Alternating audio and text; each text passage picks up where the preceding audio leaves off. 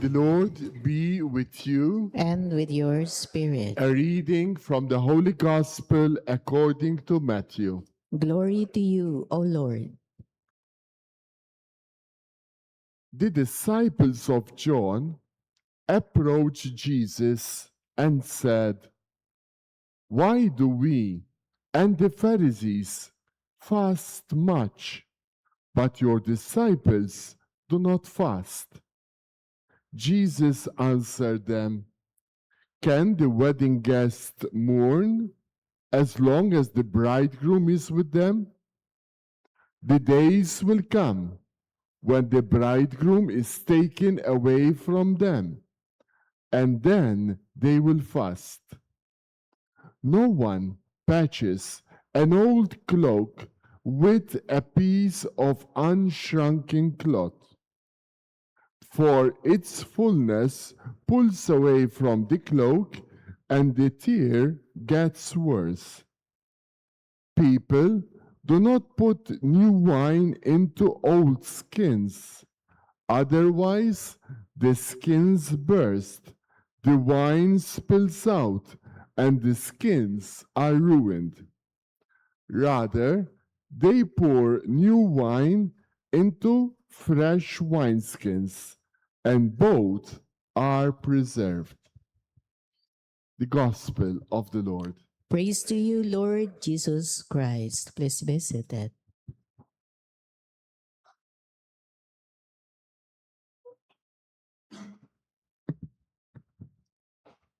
Good morning.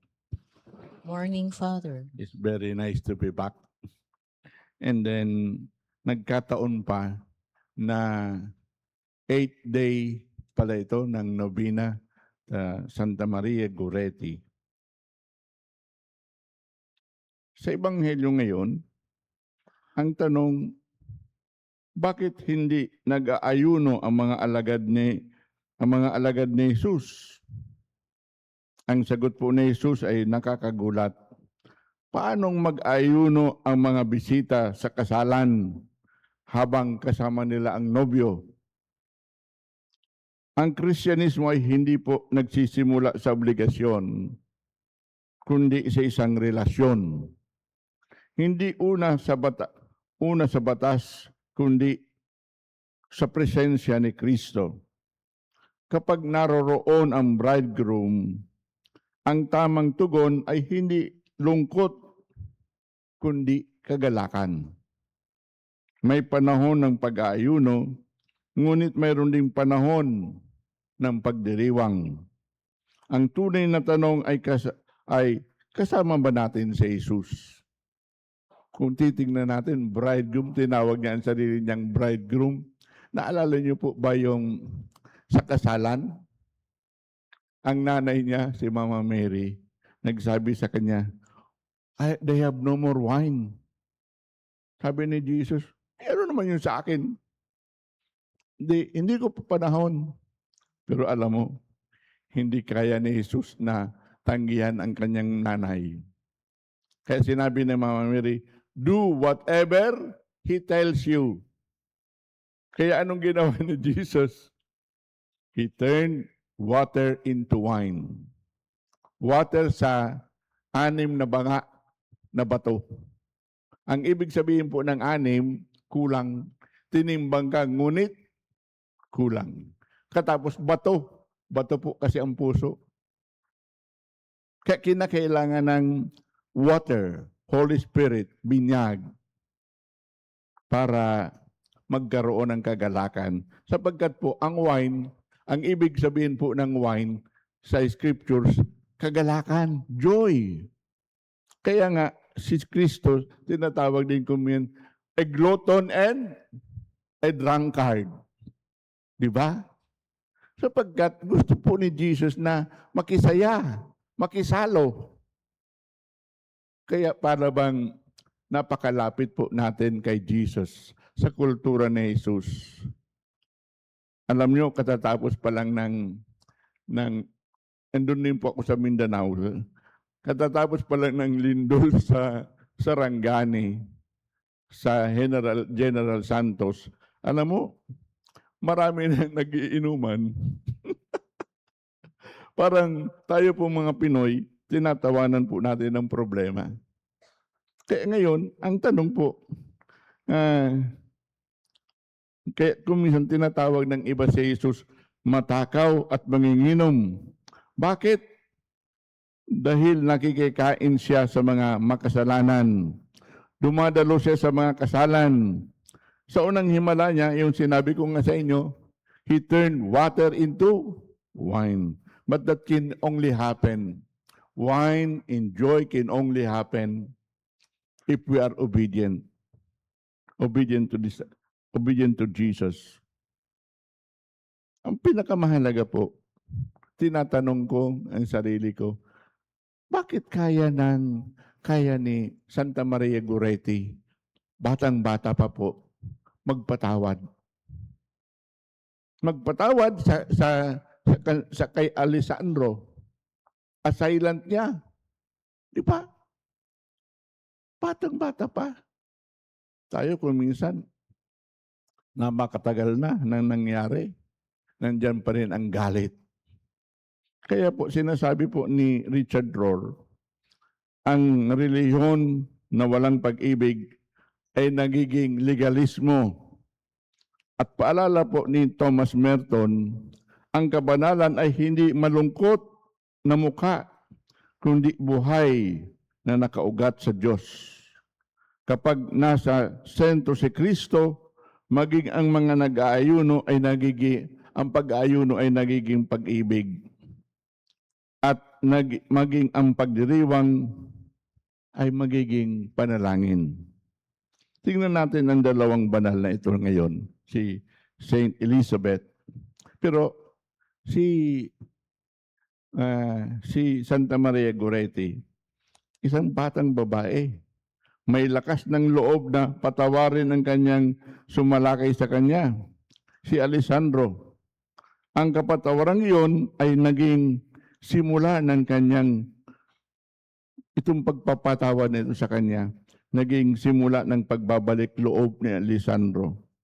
Ang kadalisayan ni Santa Maria Goretti ay hindi lamang tungkol sa katawan, hindi lang po chastity. Ito ay kalinisan ng puso na marunong magmahal at magpatawad. Sa ating panahon ngayon, panahon ng lalong-lalo na napakarami pong karahasan. Di po ba? Panahon ngayon ng fake news. Panahon ngayon ng, aywan ko, di ko na malaman kung ano nangyayari sa Senado, ano nangyayari sa Kongreso, ano nangyayari sa mga institutions natin. Kaya, nananawagan siya na pangalagaan ang dangal ng bawat bata at bawat babae. Kaya ito po ang pagsasa ngayon, yun po sinasabi po natin na panawagan niya na we be pure in spirit. We can only be pure we can only forgive our assailants, itong mga taong ito, if we are pure in spirit. Wala tayong hidden agenda. At hindi rin tayo tumatanggap ng maleta. Ito po ang mahalaga. Pero tingnan po naman natin itong si Saint Elizabeth. Ay reyna. Ngunit pinili niyang maging tagapamayapa. Pinagkasundo niya ang mga nag-aaway sa kanyang pamilya at kaharian. Nang mabalo siya, namuhay siyang payak kasama ng mga purclayers. Ang tunay na kapangyarihan ay hindi po ang maghari, kundi ang magdala ng kapayapaan sa lahat. We be peacemakers. Saan nanggagaling ang kanilang tapang? Hindi sa kanilang sarili. Ang pananggigilingan ng kanilang tapang ay ang presensya ng bridegroom. Presensya ng bridegroom. The presence of Christ. Si Jesus, dahil kasama nila si Kristo, nakakapagpatawad si Maria Goretti. Dahil kasama niya si Kristo, naging tagapamayapa si Elizabeth. Madalas tayong nagtatanong, magpa-fasting ba ako o magpi-feasting? Ano gusto nyo? Fasting or feasting? Palagi ko mong sinasabi, eat and be merry, for tomorrow you diet. Ang problema po, tomorrow never comes. Kaya nandiyan pa rin ang problema ko. Madalas tayo kaya marahil mas mahalagang itanong, kasama ko ba ang bridegroom? Kung wala si Jesus, kahit pista, hungkag. Kung kasama si Jesus, kahit nag-aayuno, puno po ng kagalakan. Maganda po ang paalala ni Cardinal Ambo at ni Cardinal Chito.